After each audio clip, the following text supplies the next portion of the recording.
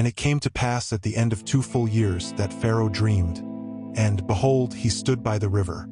And behold, there came up out of the river 7 well-favored kine and fat-fleshed, and they fed in a meadow. And behold, 7 other kine came up after them out of the river, ill-favored and lean-fleshed, and stood by the other kine upon the brink of the river. And the ill-favored and lean-fleshed kine did eat up the 7 well-favored and fat kine.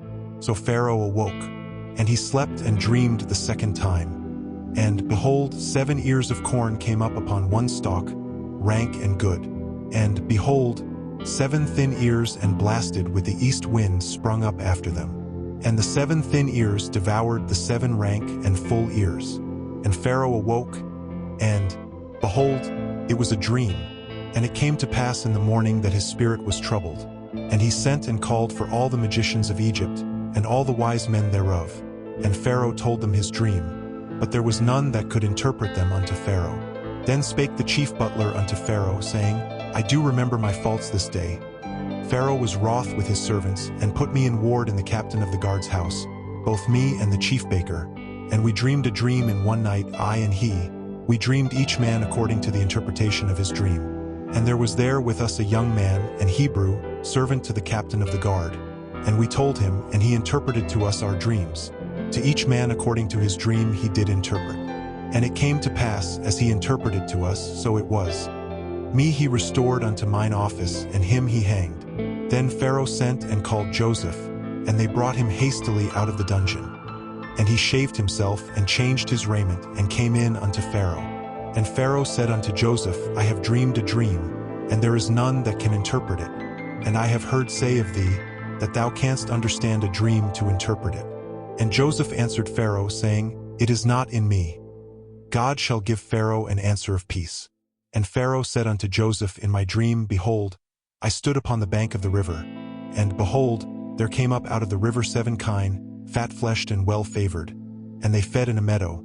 And behold, 7 other kine came up after them, poor and very ill-favored and lean-fleshed, such as I never saw in all the land of Egypt for badness. And the lean and the ill-favored kine did eat up the first 7 fat kine, and when they had eaten them up, it could not be known that they had eaten them, but they were still ill-favored as at the beginning. So I awoke, and I saw in my dream, and behold, 7 ears came up in one stalk, full and good, and behold, 7 ears, withered, thin, and blasted with the east wind, sprung up after them. And the thin ears devoured the 7 good ears, and I told this unto the magicians. But there was none that could declare it to me. And Joseph said unto Pharaoh, The dream of Pharaoh is one. God hath shewed Pharaoh what he is about to do. The 7 good kine are 7 years, and the 7 good ears are 7 years. The dream is one. And the 7 thin and ill-favored kine that came up after them are 7 years. And the 7 empty ears blasted with the east wind shall be 7 years of famine. This is the thing which I have spoken unto Pharaoh. What God is about to do he sheweth unto Pharaoh.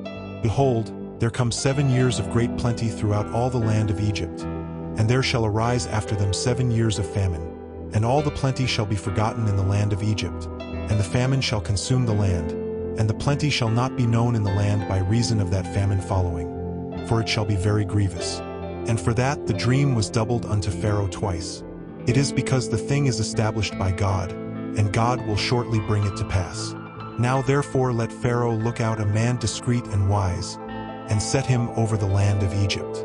Let Pharaoh do this, and let him appoint officers over the land, and take up the 5th part of the land of Egypt in the 7 plenteous years. And let them gather all the food of those good years that come, and lay up corn under the hand of Pharaoh, and let them keep food in the cities.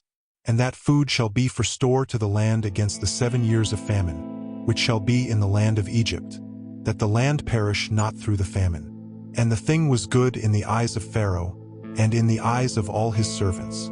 And Pharaoh said unto his servants, Can we find such a one as this is, a man in whom the Spirit of God is?